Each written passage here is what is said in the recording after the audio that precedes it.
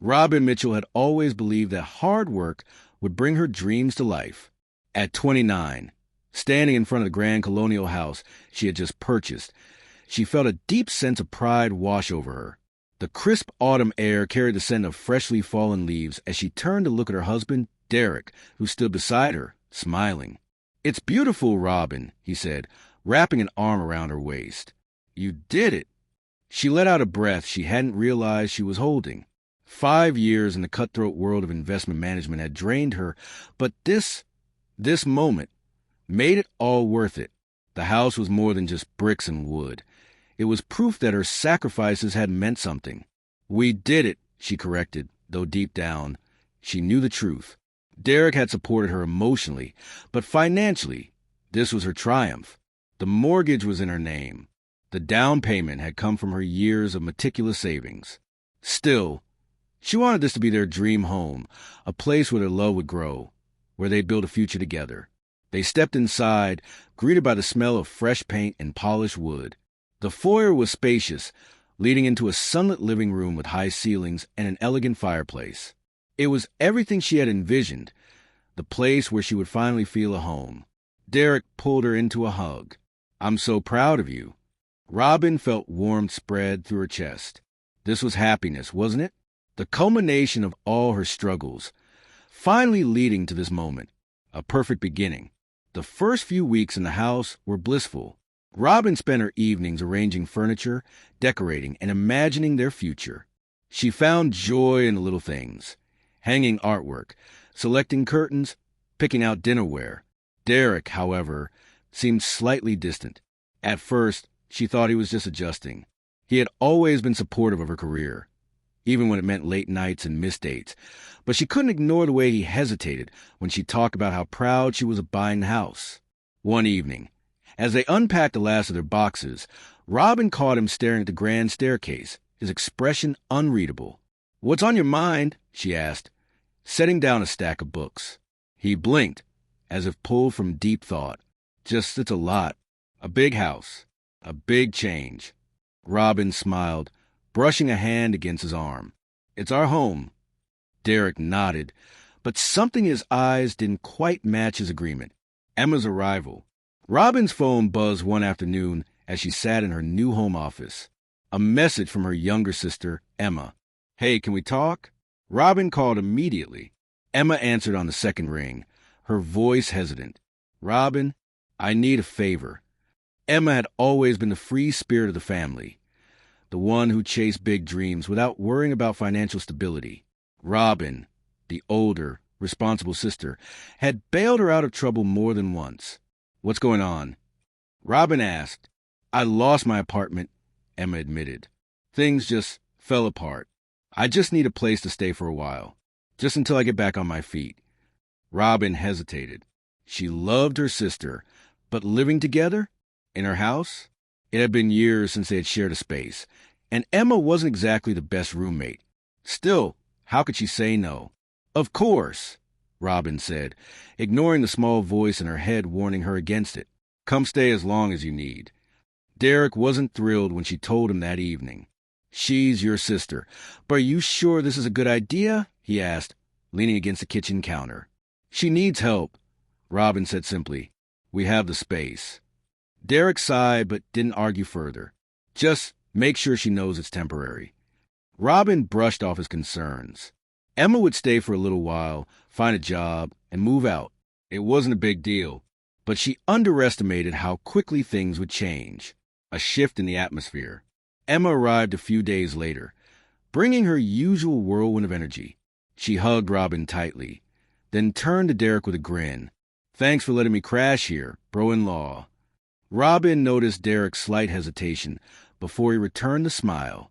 "Of course. Make yourself at home." And Emma did almost too easily. At first, it was little things. The way she sprawled out on the couch as if she owned the place. The way she helped herself to the fridge without asking. Robin didn't mind. She was family, after all. But then, Emma started spending more time with Derek. Robin would walk into the living room and find them laughing at something on TV, sitting too close.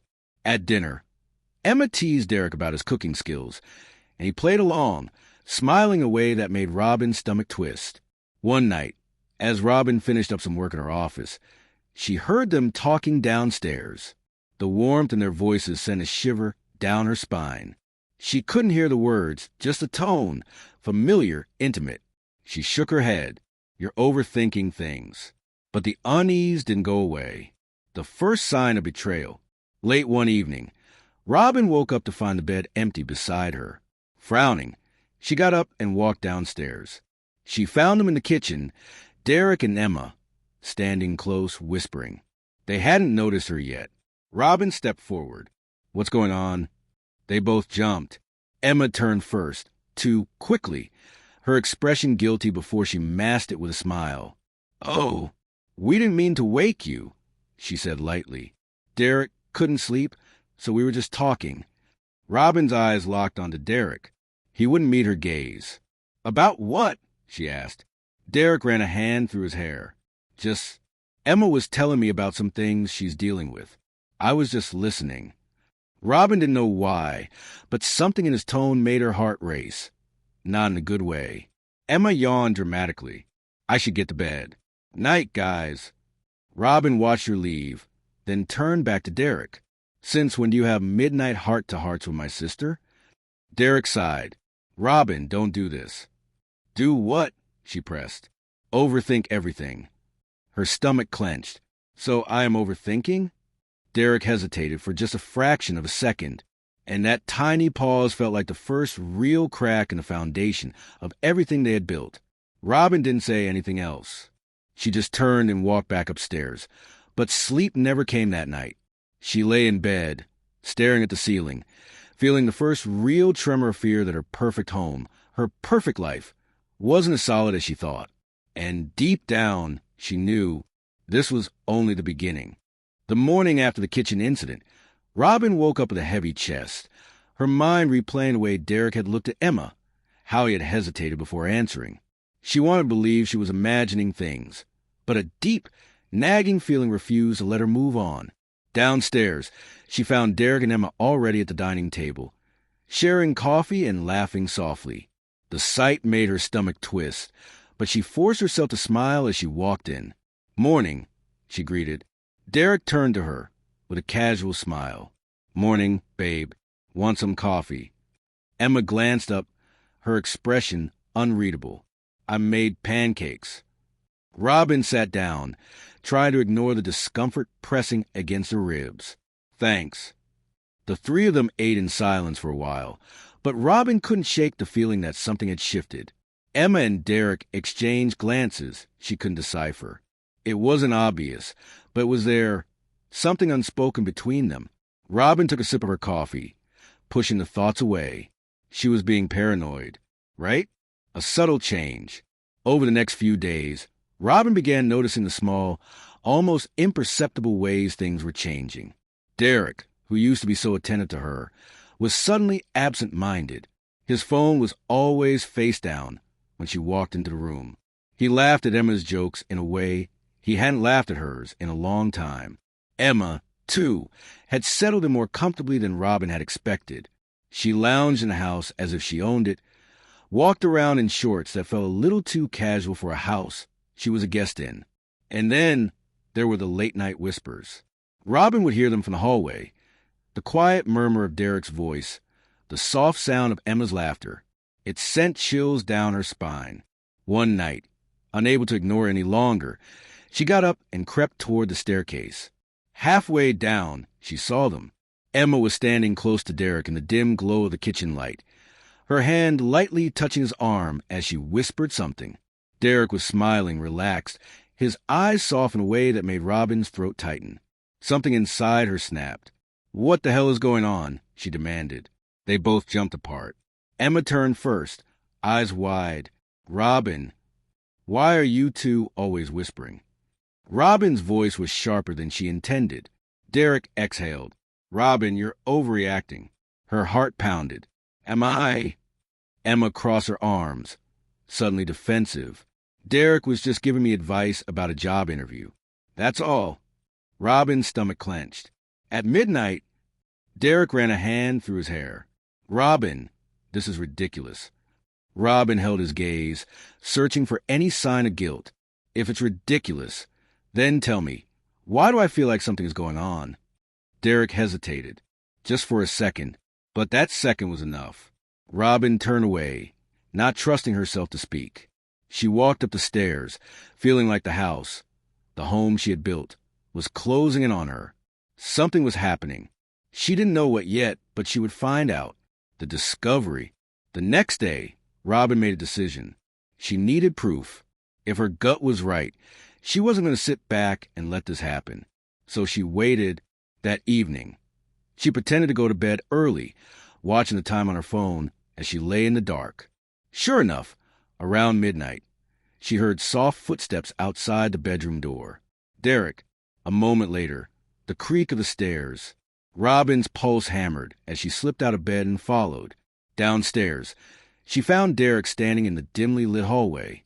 But he wasn't alone. Emma was there.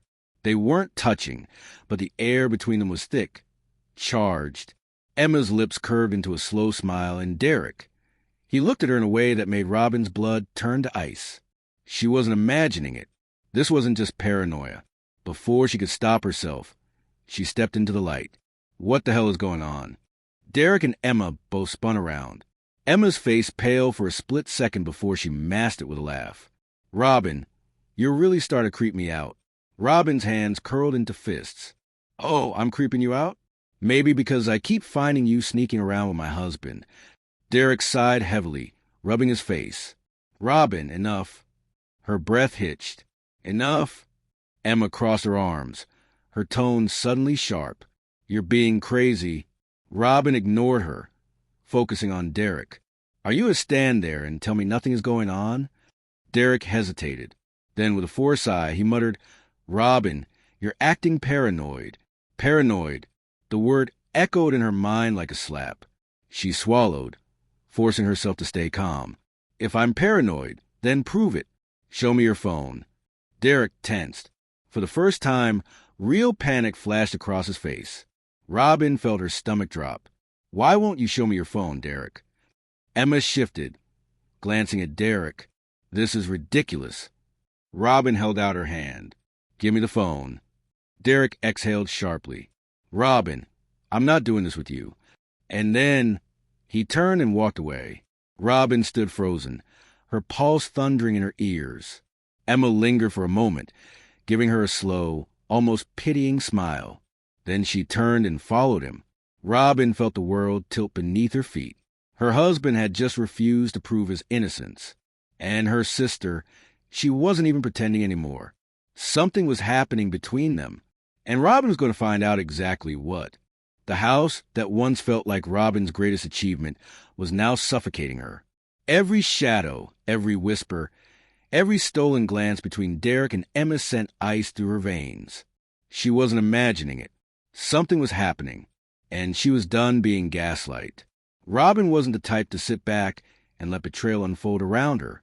If Derek and Emma thought they could manipulate her into doubting her instincts, they were gravely mistaken. She would find proof, and then she would burn everything to the ground. The search for the truth. Robin waited until she was alone in the house. Derek had gone to the gym. Emma had stepped out for coffee. Her heart pounded as she moved to Derek's study. His phone was always locked, but his laptop? That was another story. She flipped open the screen, fingers trembling as she clicked into his emails. Password protected. Damn it.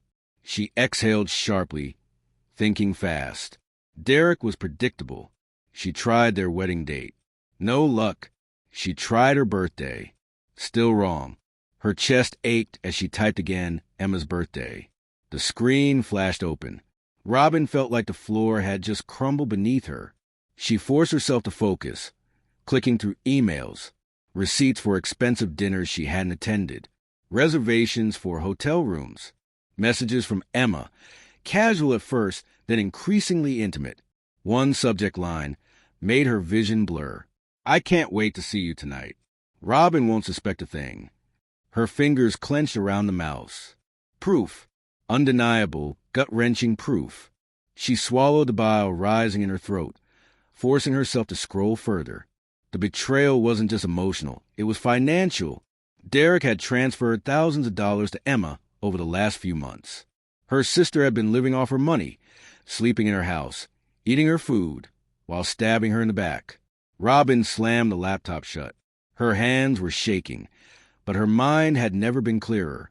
She wasn't just going to confront them. She was going to destroy them. The confrontation. That evening, she played along.